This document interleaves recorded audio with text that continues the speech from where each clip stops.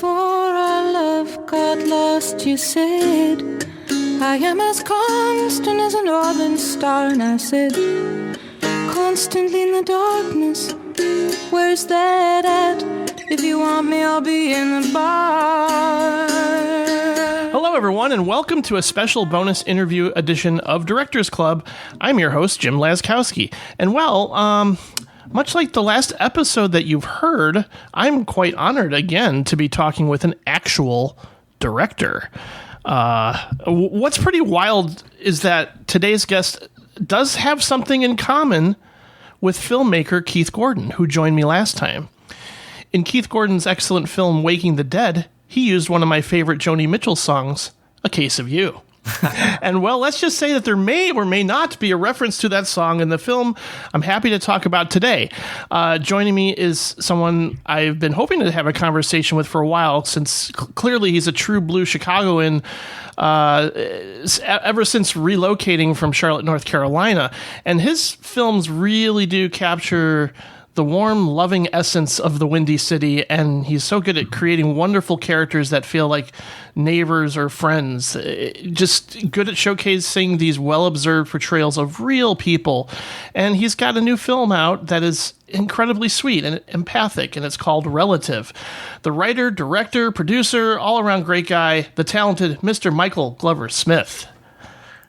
Oh, my goodness, Jim. Thank you for having me on here, and thank you for that effusive introduction. I also want to say it's an honor to follow Keith Gordon. I listened to that conversation, and I thought it was fantastic. So he is the best. Like I think I said at the end of the episode, too, you should have your own podcast, because anytime you can find a cinephile that is very articulate and passionate and knows his stuff, you just want to keep the conversation going. He's a true cinephile, and it was really fun to hear him talk about some of his favorite films of the 60s.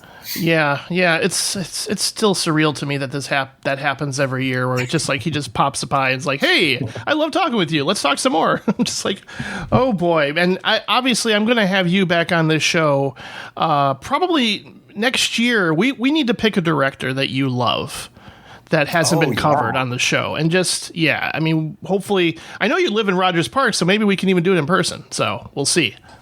Would love that. Same here. So, let's get going on your latest film, Relative. Where were you when you decided to sit down and just start fleshing out this story onto the page? What was the initial inspiration for this family dramedy? Well, I really wanted to make a movie about a family. That was really the impetus for it. I've lived in Chicago since 1993, and I'm from North Carolina, as you said. So I moved away from my family, all of whom are still located in the South, and I typically only see them about once a year. And I rarely see them all together. So it's usually one-on-one.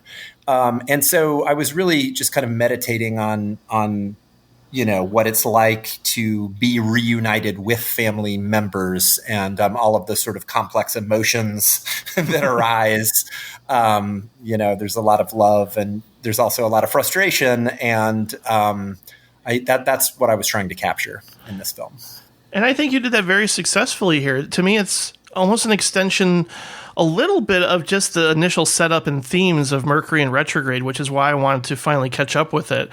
Because just like a bunch of different characters who are very close, but also struggling individually in some way. And at times their personalities clash, but it's mostly out of love and friendship that that these things happen when you are very close with somebody, and that certainly happens in Relative with everybody involved, but particularly those two brothers, Benji and Rod. There's a lot of tension in that scene where they do openly confront one another, and your framing of them in those scenes and choosing to shoot that outdoors was really unique, and it really emphasizes their separation. That's a great scene. Oh, thank you very much. That was sort of a key scene for me, and I'm glad that people are responding to it. There's another parallel between Mercury in Retrograde and Relative that I haven't really talked about before. And I don't even know if I was aware of this when I first started writing Relative, but they both take place over the course of a weekend. And in both films, you have basically, Friday, Saturday, and Sunday. Each day is a way to kind of chapterize the film into a kind of 3-act structure. So, Friday is kind of the introduction of the characters and their relationships. Saturday is the rising action and the climax. And then, Sunday is the falling action and the resolution. But the characters are different enough and the story is different enough so that I think it's okay that I repeated myself. Yeah. We're focusing on Relative, but I do have to say, Mercury in Retrograde is a really strong ensemble piece. And I found myself laughing quite a bit at, the guys playing Frisbee golf, especially especially Richard wearing a sweatband. Brought to mind Chris Maloney from Wet Hot American Summer. Just his outfit, which is a movie I adore. Oh, yeah. Yeah, we had a lot of fun costuming him because, the whole point, of course, is that he takes it way too seriously.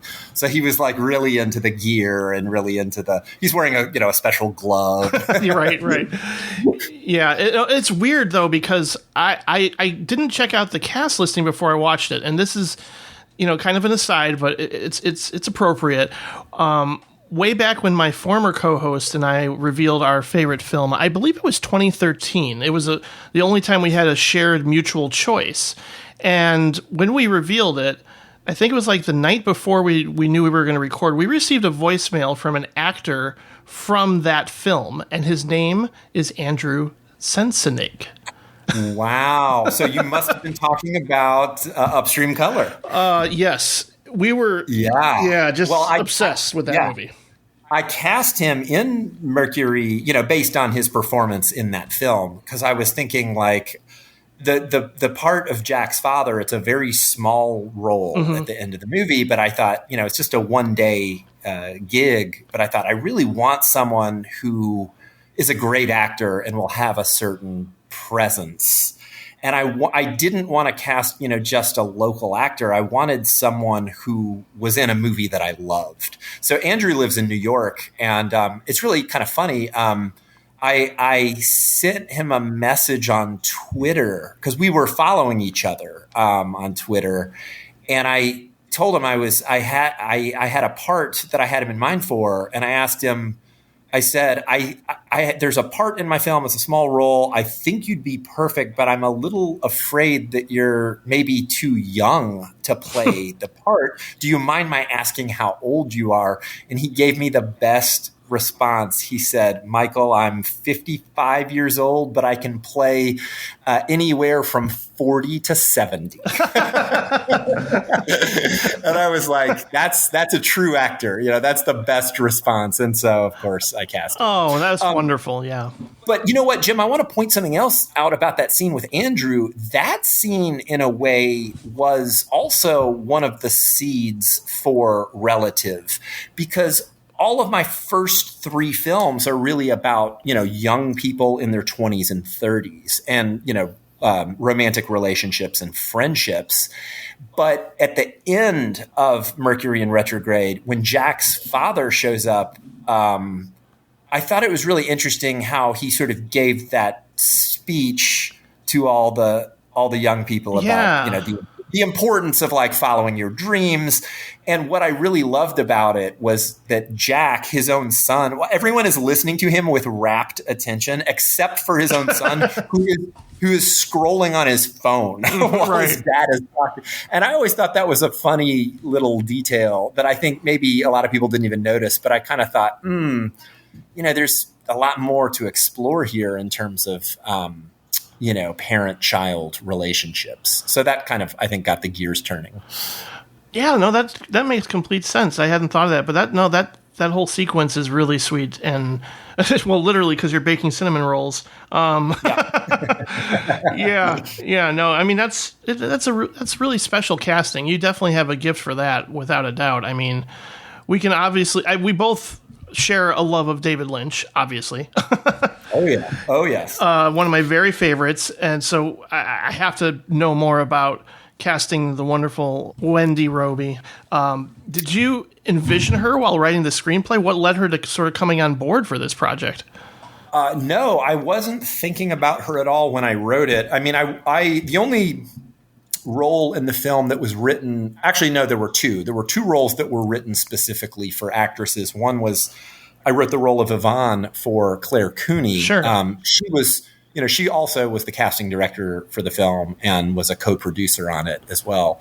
And then the role of Hecla I wrote for Elizabeth Stam, even though when I was done, I made her audition for it anyway, because I had seen her in one film, and what I was asking her to do was pretty different from what she had done in her first film. So I said, Liz, I'm 99% sure you can do this, but I just need to see it. Can you send me a tape?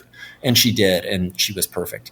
But when I was done writing it, I hadn't really given much thought to who was going to play the other parts. And then I happened to be at a party, and there was a young actor there named Casey Morris, who you might know. He's in those Little Caesars commercials. Oh, really? Yes, he's the redheaded guy, who freaks out when in the Little Caesars commercials. I think he lives in LA now, but he lived in Chicago for years, and he is friends with her. And I didn't know she lived in Chicago. Which is crazy. I didn't know that either. No, yeah. Oh, Jim, she's very active in the Chicago theater scene. I mean, she's been in a lot of plays at the Goodman. She's done Steppenwolf. Sure. She's been nominated for a Jeff Award, but she's also very kind of averse to doing publicity. She's a pretty shy person. So she keeps a very low profile. She doesn't have any social media. And she doesn't even really do any of the Twin Peaks, fan events. Not that she doesn't love the Twin Peaks fans. She just doesn't like to put herself out there. But anyway, at this party, Casey was in a play that was coming up. And he said to me, he goes, "Hey, you'll never guess who my +1 is to this show I'm doing, Wendy Robbie."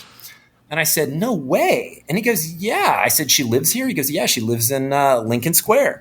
So that kind of blew my mind. And then I immediately, thought that she would be perfect for the role of Karen, the mother, because she's the right age. And I also just felt like she had the right temperament, that she had the right persona. And also the right look, because I knew I was going to be casting Claire's mom. And Claire and Wendy both have kind of wonderful statuesque faces. They have really good cheekbones. Yeah. And I just thought, yeah, they kind of look alike, And maybe so, different heights, but yeah. Well, there's a funny story about that as well, which I've told many times, but yeah, I mean, Claire is 6 feet tall, so I had to cast a tall actor to play Claire's dad, because I'm like, she cannot dwarf her parents. That'll be ridiculous. Right. So that was a factor in casting the role of David. But anyway, I just sent the script to Wendy's agents, and I heard back from them very quickly, and they basically said, "Wendy would like to have coffee with you." So I met her at a Starbucks, and we sat and talked for about an hour about the script and the character. And pretty much halfway through the meeting, I really liked her, and I thought she had a lot of good ideas about the character, and I knew she could do it. So I kind of just offered her the role right there on the spot, and she said, "Are you offering me the role?" I said, "Yes, I am." And she said, "Then I accept." And we just shook hands right there in Starbucks. And that was actually in December of 2019. This was pre-pandemic. Yeah. And then, we thought we were going to shoot in May of 2020, and we ended up, pushing it back for over a year. But I was in, semi-regular contact with her during that time. And, we even did some Zoom rehearsals, like her and Claire, they have a couple of emotional scenes towards the end, and we rehearsed those via Zoom. And, and just, the entire experience of working with her was really a dream come true. Oh, I don't doubt it. And she's wonderful. And I mean, talk about ideal parents. It's like you watch a movie and sometimes you go, oh, I wish they were my parents. Right. And this is one of those cases. And I recognized Frances, right? Yes. From Erie, Indiana, of all things. Yes. Because I still am a Joe Dante freak. Right. And I've seen as am I. Yeah. As you should. Yeah. And so I grew up watching that show. Yeah. I saw it when it first came out, so long ago, and I haven't revisited it, so I don't really remember it very well.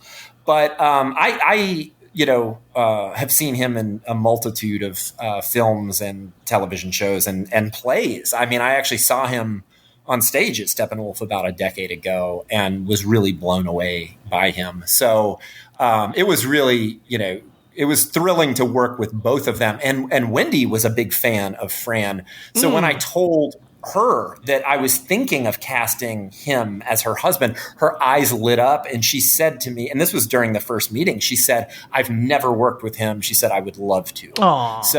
So she was a fan of him. And I mean, just the chemistry between them, I think is pretty phenomenal. The scene in the bedroom where they're talking about their children and where he kind of voices his disappointment in how his children turned out. It felt, that whole chemistry felt very, very honest to me. And it sounds like your cat Tilda agrees. Yes, she does. No, I mean, what's wild is that he has a very small part in Serpent in the Rainbow. And of course we all know Wendy Robbie from her memorable role in People Under the Stairs. I wonder if they realize that they have a Wes Craven connection there. I'm sure they probably brought it up. What's funny? I don't know if they talked about that. I know she loved working with Wes Craven. She told me he had a great sense of humor, which I think is pretty obvious, from for sure. the film. But yeah, she told, during lunch on set, I would kind of grill her about working with David Lynch and Wes Craven, and she told me a lot of great stories. Oh, but there is another interesting connection between Wendy and Fran. They both were on episodes of Star Trek. Whoa.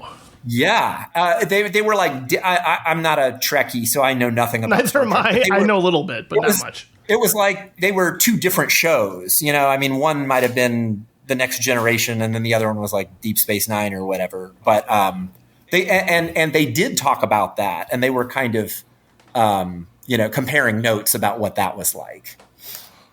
That's wonderful. No, I mean, this is just a great cast. I mean, you mentioned Elizabeth Stam, who might give my favorite performance. I mean, it's possible just like it's so energetic and almost screwball comedy like in nature.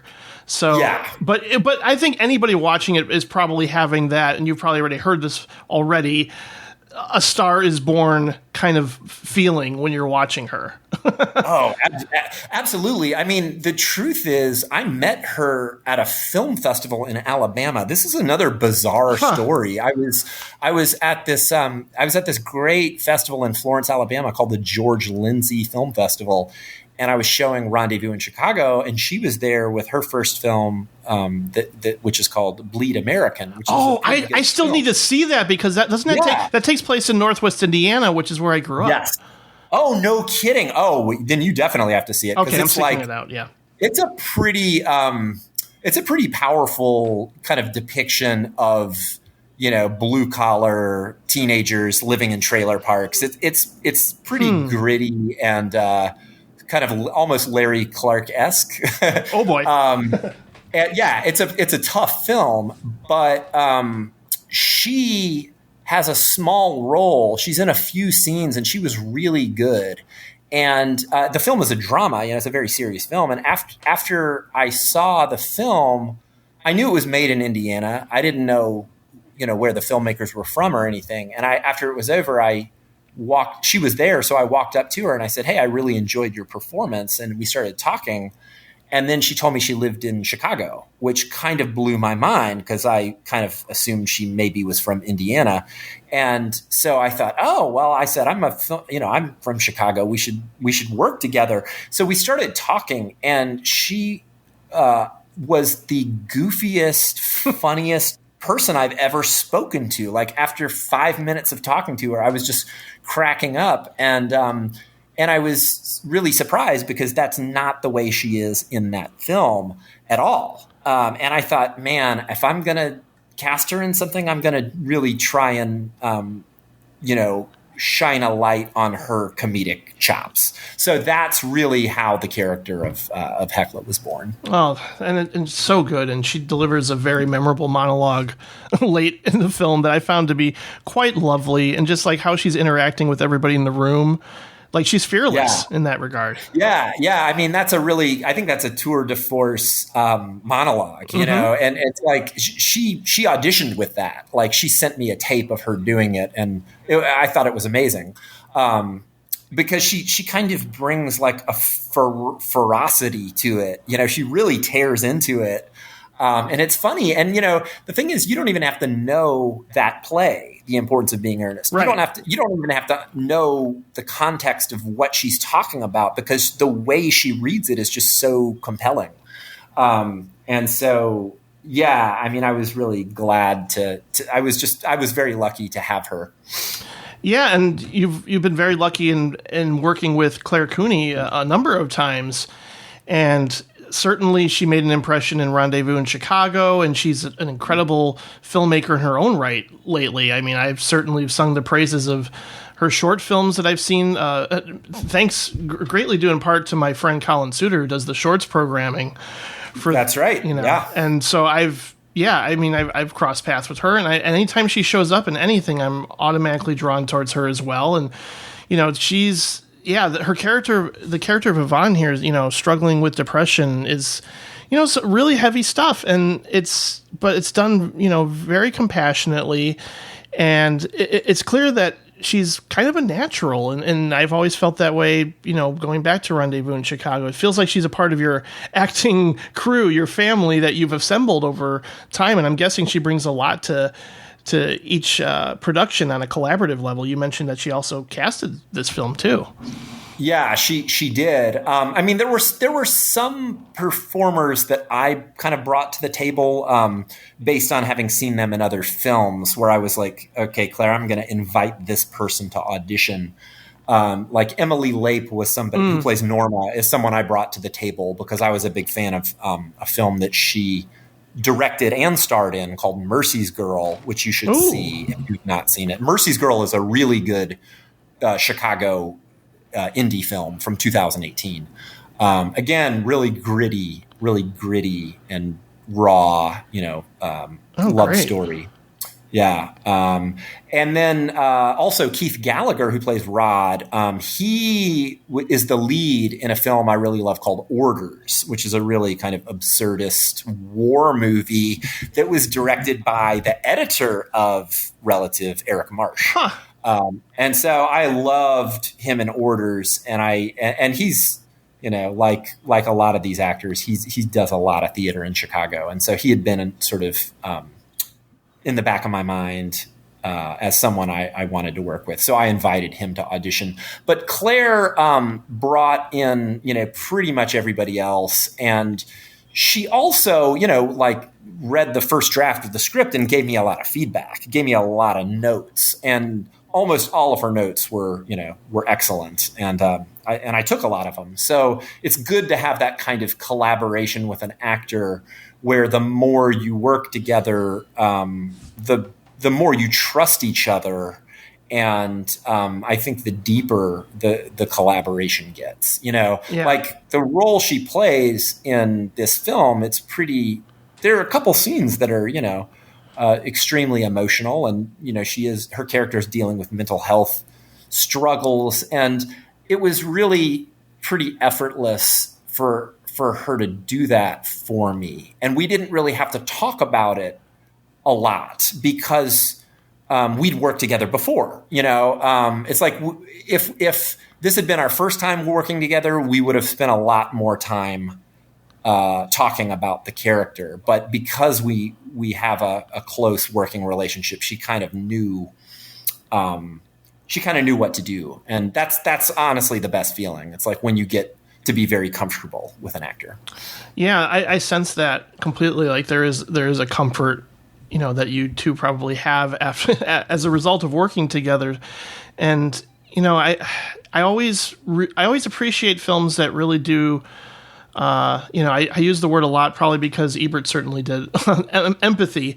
And, strong portrayals of mental health are very important to me. It's like my third passion after film and music, where it's just like I want people to have access to adequate care. And so when any film, showcases somebody struggling, I automatically hone in on that and hope that it's done with compassion, which you clearly do. And those two very strong moments involve Yvonne like admitting her feelings to both her mom and then her partner. But yeah. I also wondered why Lucy wanted to separate from her too. Was that mainly because her depression had gotten to her so strongly that it's affecting their relationship? No, not really. I mean, we there was actually a whole kind of subtext to their relationship, which is referenced in the line about polyamory, which, Yvonne says, "I can't believe I even tried polyamory." Mm-hmm. And so one of the things that I spent a lot of time talking to Melissa Dupre about is how she was basically in a relationship with another person back in Madison. So all throughout the film, Melissa's her character Luce is on her phone, and so she's communicating with this other person back home, and that was sort of the crux of the conflict between her and Yvonne was, she wanted to be in an open relationship and Yvonne did not. I see. Okay. Yeah, that was a little subtle. Yeah. I mean, but there's a lot of that. We try and leave a lot of things off screen. Sure. Because, ambiguity is the home of the artist. And I want to, kind of incite the viewer into collaborating with me on the meaning, and a lot of people, have asked me about the final scene in the film. I was going to, so go ahead. And I've heard competing theories about what it means and why Norma appears so emotional. And, I'm never going to, I have an idea of what Norma is going through, but I'm never going to tell you. You're taking after David Lynch. Yeah. Well, I don't want to limit anyone else's. No, you're right. I know experience to my interpretation. No, right.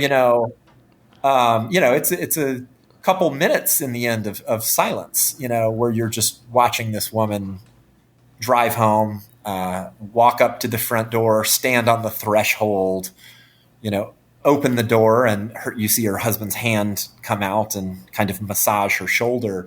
And we spent a lot of time trying to get the mood, of that scene just right. But yeah, I don't really want to talk about what it means. That's fine with me. I mean, again, you mentioned ambiguity, and I think that's a sign of a great filmmaker that doesn't spell out everything, because you want your audience to be thinking about it afterwards. Exactly. Yeah. I mean, I always say, and the other kind of going hand in hand with that, I don't believe in narrative resolution either. And I was, someone who is involved with the production of the film gave me a note, because, I showed the rough cut to a lot of people, and someone said, "Oh, you should cut the entire last scene with Norma. It should end with the family on the porch." That's what I thought. And I would rather cut off my arm than cut that final scene out of the movie, because regardless of what you might think it means, to me, just the tone of that final scene was important, which was sort of a bittersweet quality and kind of a melancholy, quality to that final scene, because I didn't want people to say, "Oh, the two sons are on the porch with their parents. They're all sharing a cigarillo. They're all laughing and talking. I didn't want people to feel like their problems were over, you know? Yeah. And then the other thing is, I also, to talk about the final scene, I guess I am unpacking it a little bit more than I typically would, but I wanted it to mirror the opening scene of the film. Sure. Which is, you know, Karen is on the porch of her home picking up the paper, and then she goes back inside to be with her husband and her sons. And so there's, you know, a lot of dialogue in the film about the disintegration of the family, how families evolve over time. And, you know, they evolve because people die, people are born, children leave home. They you know, they leave an empty nest, and then those children, you know, get married and start families of their own. And so to end it with the daughter of the woman in the opening scene on her own porch and going inside to be with her new family because she's the new mom. I think the last audible line of dialogue in the film is mommy's home. You actually hear her daughter say that. So she's the new mom. And to have those scenes kind of be bookends was important. Well, we mentioned ambiguity, and there's a little bit of that regarding a song lyric. Well, the Joni Mitchell one? Yeah, well, I mean, just in terms of, like, I was a little surprised that he didn't recognize it, or when he mentions it on the porch. Is there like kind of little He's bare? Clueless. Yeah, I'm like, I'm sure you've heard that song, or you must have known that line from something, right? He's a dumb 22-year-old. Yeah, he's not as worldly as she is. And That's you know, true. the funny thing is, you know, the film just played last night at Chicago Filmmakers, and every time it plays, it's like when he says, "Is that a quote from something?" And then her response is, "No, I just made it up." Some people laugh really hard because they know the song, right? And they know she's bullshitting him. But then other people don't laugh at all, and I know they don't know the song either. They do think she just made that up. So, but you know what's funny, Jim? There's actually quite a few song lyrics woven into the dialogue because I was listening to a lot of music when I was writing the screenplay. So there's a little bit of Nick Cave in there, and there's a little bit of Leonard Cohen, and there's some Bob Dylan in there, and there's even a Kesha lyric in there. Do you know the Kesha song "TikTok"? I do. How did I miss this? So Uncle Joe, when he first arrives, his first line is "The party don't start till I walk in." Oh, that's right. That's hilarious. But because he's this kind of like burly middle-aged guy, he doesn't. You know, the context is so different that you're probably not going to think of that. Right. No, exactly. Yeah. It's well, I mean, we're clearly passionate about music too. So I appreciate that. And I appreciate it when people incorporate, like, even just something like Karma Police. I was like, yay. Oh, yeah. You know? Yeah, that was fun throwing that Radiohead reference in there. Oh, by the way, I really enjoyed your episode about the music of 1992. Oh, thank you. And I realized we must be very close in age because I graduated from high school in 93. I graduated in 96. Okay, so I'm a few years older, but 92, 93 was my senior year. So it was really kind of, it was really cool to listen to that episode and know that, you know, a lot of those albums I had at the time, you know, REM and Tom Waits and so on and so forth. Oh, yeah. Well, that's another tradition that I'm grateful. I mean, I know it's Directors Club, and that's why I had a spin-off show for a while, but then I was like, I should just keep it all under one feed. But at the same time, I have to venture into Music Club once in a while. Yes, absolutely. And we could probably have a whole other conversation about music, I'm sure. And your love of Bob Dylan. In fact, I think there was, oh my gosh, I can't even think of, when I talked about I'm Not There, on the Todd Haynes episode, I said, I need to talk to a Dylan expert to help me understand all the references and all the things that are going on in this movie, because because everything in that movie is a reference to something. Right. I figured that. And I didn't know all the references either. Yeah. Well, if you ever need to phone a friend during an episode to get a Dylan reference, feel free to give me a call. Well, yeah, I mean, we'll probably nerd out again in the future, but I want to learn about some of your influences and inspirations, or at least let the audience know too, because I gather, and I've probably mentioned this when I talked with you about Rendezvous in Chicago, I'm sensing a little Romer, a little Hong Sang-soo, maybe even a touch of Mike Leigh. Oh, yeah, without a doubt. Mike Leigh, I mean, my working methods are very different than his. I should say that right away, because one of the reviews of Relative by Matt Zoller Seitz, he kind of speculated that maybe the script grew out of workshops with actors, which is actually not true at all. The whole film was scripted. But I do love Mike Leigh, and I actually did talk to Wendy like when we created the pitch deck, when we were trying to raise money for the film. You always include what are called comparables. You include images from films that you think are kind of similar to what you're doing, so that investors will kind of have an idea, kind of a visual reference and a tonal reference. Sure. For the kind of movie you're trying to make. And so Another Year was one of the films that was a comparable. Yeah. And I really I don't even know, I think I talked to Wendy about this, but I'm not sure. I love Jim Broadbent and Ruth Sheen in that film. They're as the old married couple. Yeah. If you ever watch Relative again, think about the depiction of the marriage of this couple that's been together for 40 years. Totally. I can just see that in my mind now a little bit. Yeah.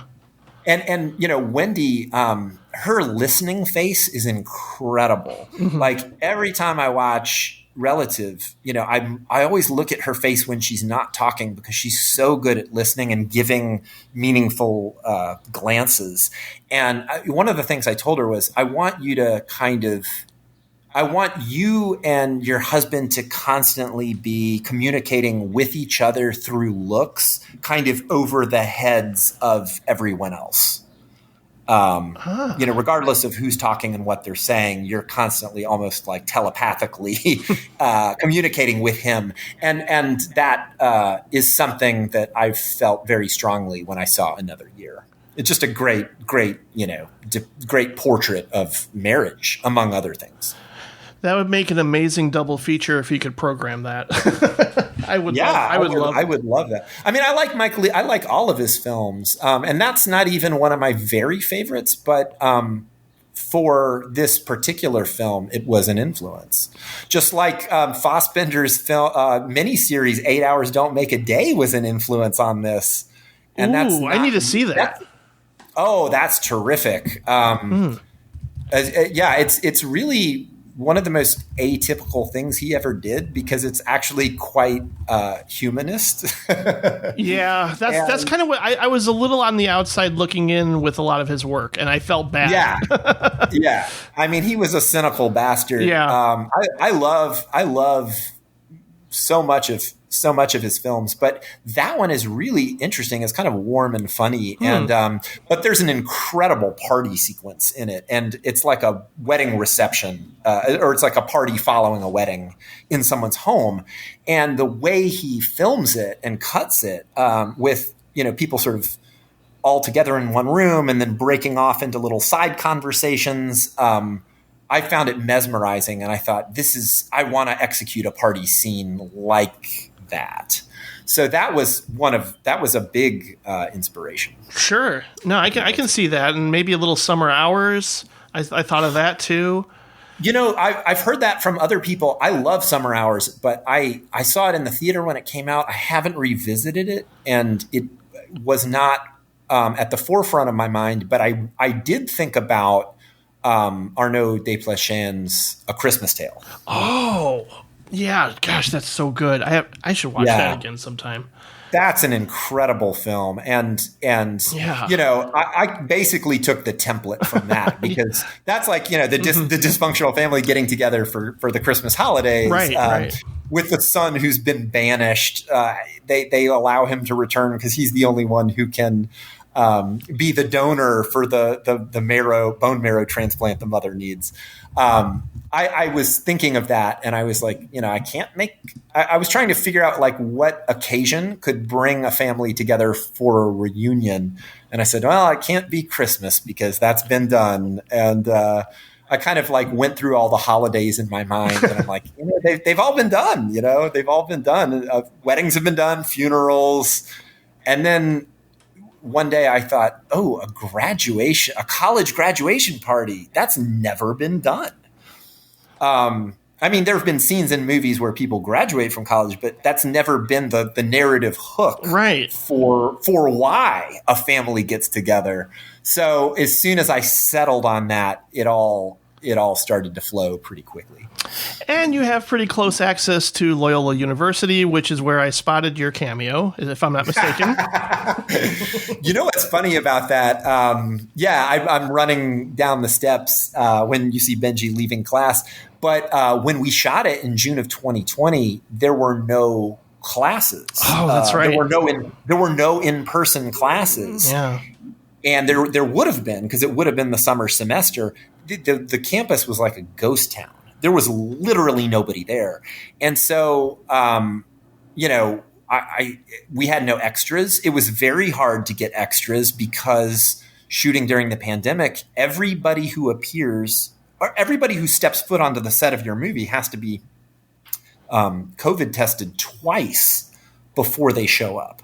Sure. Like they have to get tested 3 days before their first time on set, and then they have to get tested a second time the day before.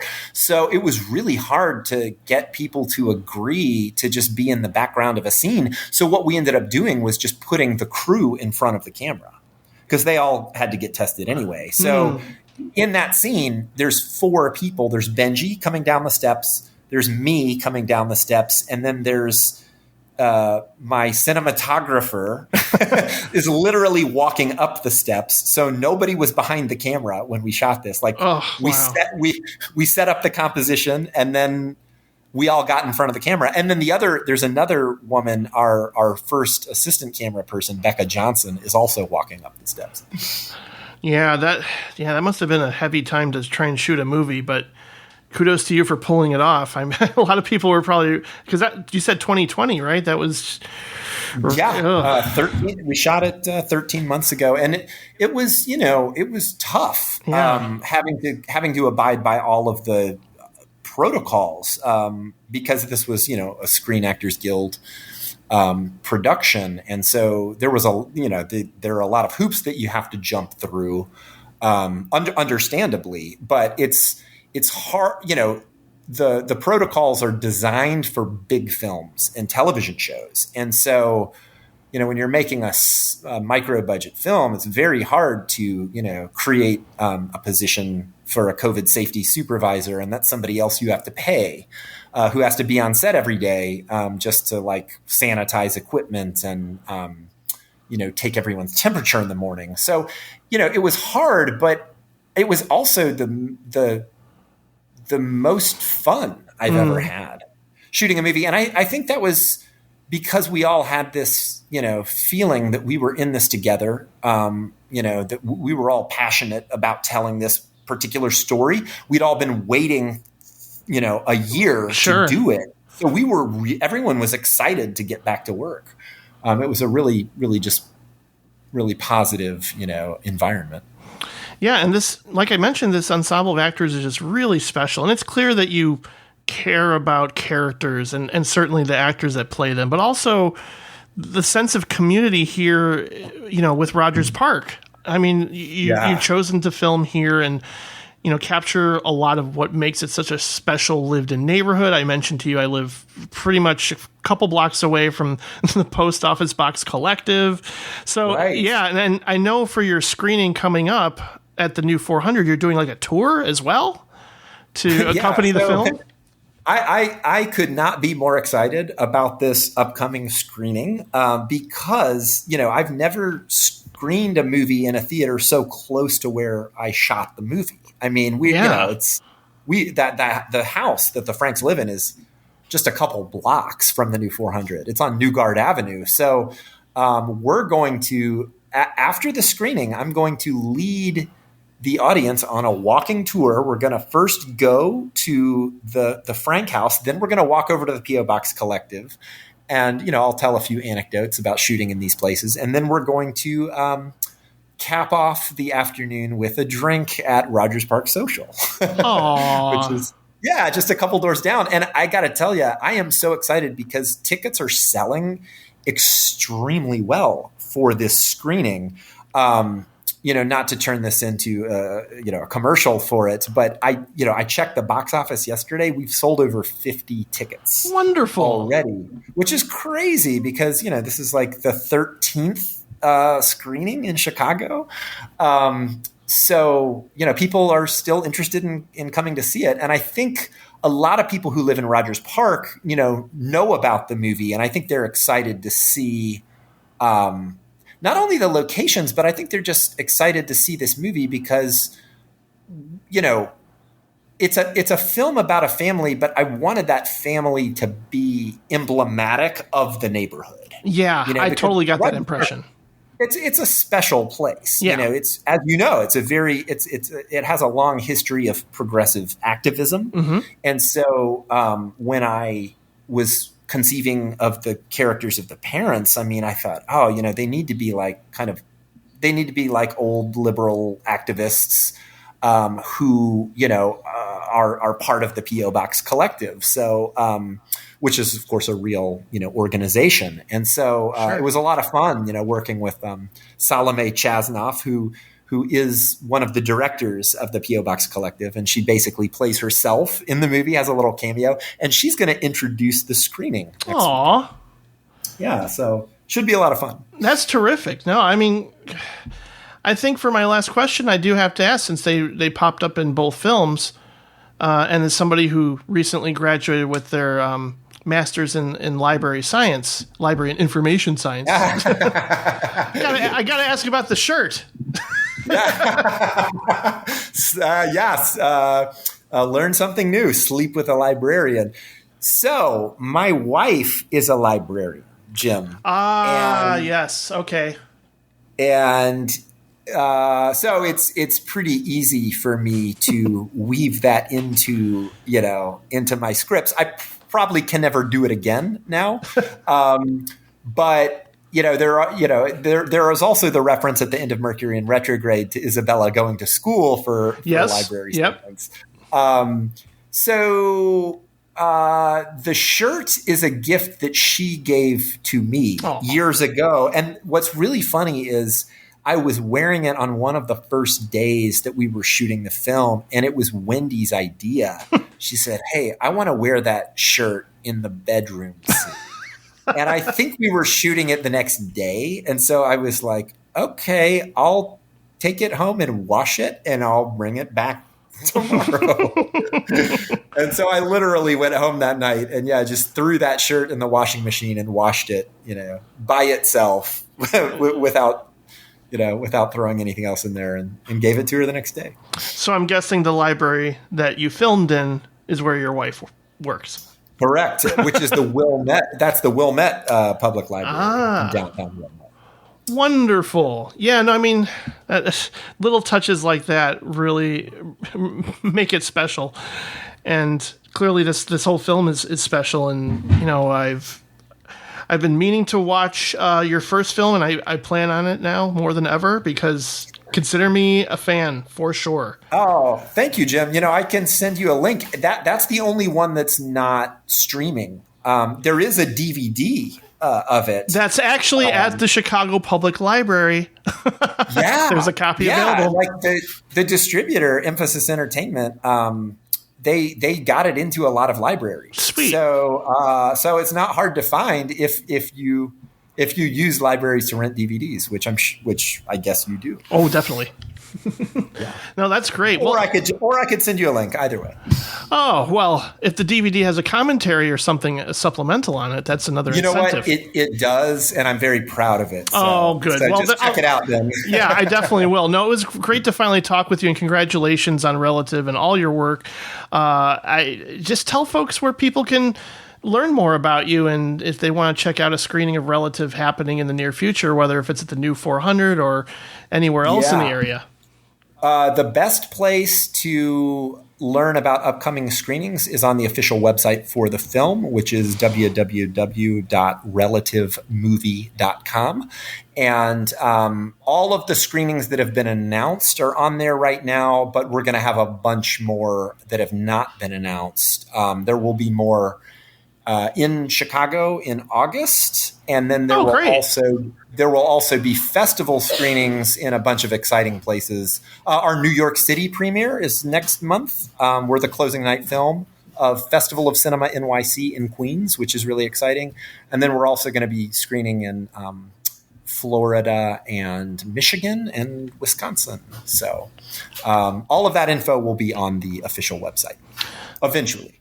Yeah, and I just saw, too, that the Barry Gifford film is going to be screening in Chicago again in August, right?